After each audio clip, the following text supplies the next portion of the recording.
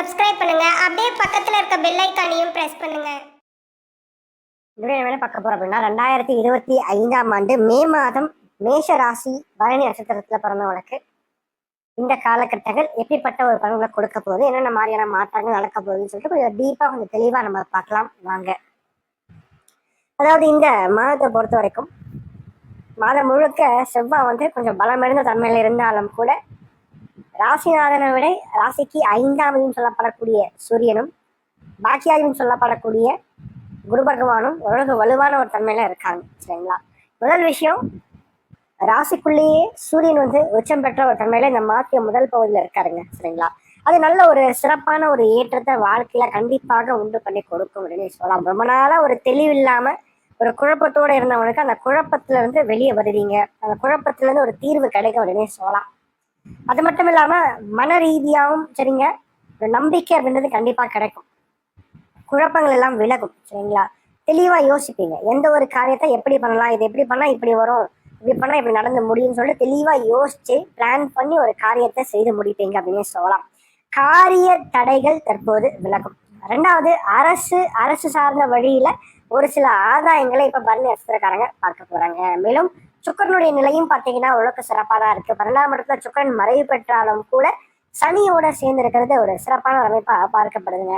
அப்போ சொந்த ஊரை விட்டு வெளிநாடு போறதுக்கான முயற்சிகளை நீங்க தற்போது எடுக்கலாம். சரிங்களா, அதே மாதிரி 12ஆம் இடத்துக்கு சனி வரும்போது அப்ராட் ஆப்பர்ச்சுனிட்டிஸ் கண்டிப்பாக தேடி வரும். ஸோ வெளிநாடு போகணும்னு சொல்லிட்டு ஆசைப்படுறவங்க எல்லோருக்கும் ஒரு நல்ல ஒரு வாய்ப்பு தற்போது காத்துட்டு இருக்கு.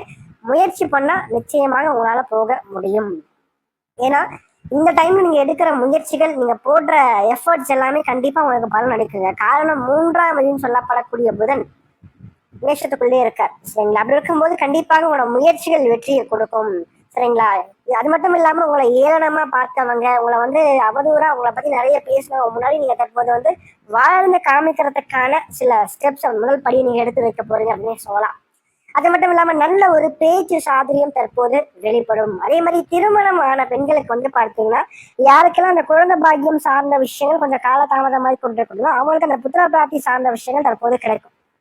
சரிங்களா, ரெண்டாவது பார்த்தீங்கன்னா குரு ராசிக்கு 7ஆம் இடத்தையும் பாக்கியத்தையும் பார்க்கறதால திருமணம் சார்ந்த சுப காரியங்கள் தற்போது வெற்றியை கொடுக்கும்.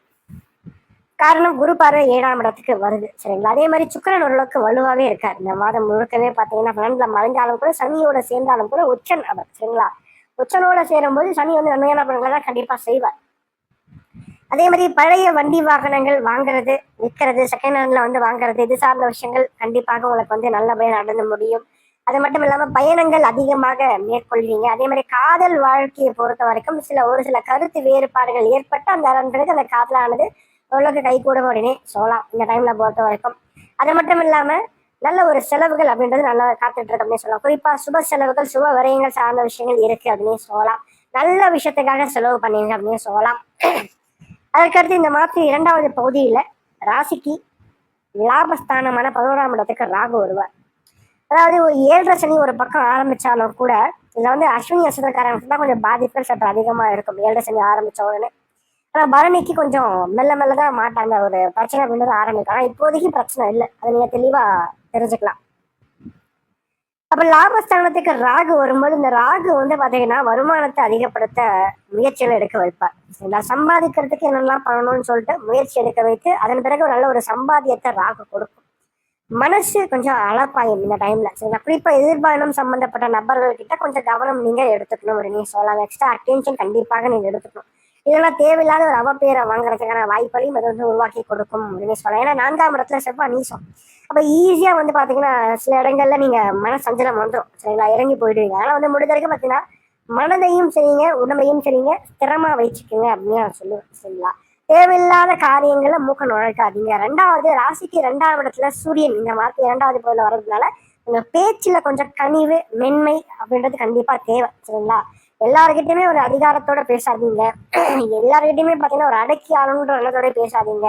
உங்களுக்கு காரியம் ஆகணுமா நிச்சயமாக நீங்க அந்த இடத்துல கொஞ்சம் வளைஞ்சு கொடுத்து பேசிதான் ஆகணும். சரிங்களா, ஸ்டிஃபா நின்னீங்கன்னா கண்டிப்பாக நீங்க உங்களோட காரியத்தை சாதித்து கொள்ள முடியாது. சரிங்களா, அது மட்டும் இல்லாம குரு ராசிக்கு லாபத்துல இருக்கக்கூடிய ராகுவை பார்க்கறதுனால சுய தொழில் செய்யறவங்க அந்த செய்கின்ற தொழில நல்ல ஒரு வருமானத்தையும் நல்ல ஒரு லாபத்தையும் நிச்சயமாக அவர் அமைத்து கொடுப்பார் அப்படின்னு சொல்லலாம். சரிங்களா? ஓரளவுக்கு சம்பாதிக்கிறதுக்கான எல்லா விஷயங்களையும் இந்த ராகு வந்து உங்களை தூண்ட வைப்பார் அப்படின்னு சொல்லலாம். குறிப்பா அந்த வேலைக்கு போகணுன்ற எண்ணத்தை விட சுயதொழில் ஆரம்பிக்கணுன்ற எண்ணத்தை வந்து அதிகமாக இந்த ராகு தூண்டும் அப்படின்னு சொல்லலாங்க. அது மட்டும் இல்லாம ராசிக்கு 5ஆம் இடத்துக்கு கேது வரதுனால ஆன்மீகம் சம்பந்தப்பட்ட எண்ணங்களுக்கு அதிகமான முக்கியத்துவத்தை கொடுங்க பரணி நட்சத்திரக்காரங்க. சரிங்களா? அதுதான் நான் சொல்லுவேன். நீங்க எந்த அளவுக்கு ஆன்மீகத்துக்குள்ள உள்ள போறீங்களோ, எந்த அளவுக்கு அதிகமான முக்கியத்துவங்கள் ஆன்மீகத்துக்கு தரீங்களோ, அந்த அளவுக்கு வாழ்க்கையும் நல்லா இருக்கும். குறிப்பா விநாயகர் வழிபாடு அதிகமா நீங்க மேற்கொள்ள வாழ்க்கையில ஒரு வெற்றி பாதையை நோக்கி உங்களால வந்து போக முடியும் அப்படின்னு சொல்லலாங்க. அதே மாதிரி குழந்தை பாக்கியம் சார்ந்த விஷயங்கள் கண்டிப்பாக கிடைக்கும். ட்ரீட்மெண்ட் ஏதாவது எடுக்கிற மாதிரி இருக்கும்போது அப்போ எடுக்கும்போது அது வெற்றியை கொடுக்கும் அப்படின்னு சொல்லலாம். சரிங்களா? ஓரளவு பார்த்தீங்கன்னா இந்த காலகட்டங்கள் இந்த மே மாதம் வந்து உங்களுக்கு நிறைய நல்ல நல்ல வாய்ப்புகளை தான் வந்து கொடுக்க காத்துட்டு இருக்கு அப்படின்னு நான் சொல்லுவேன்.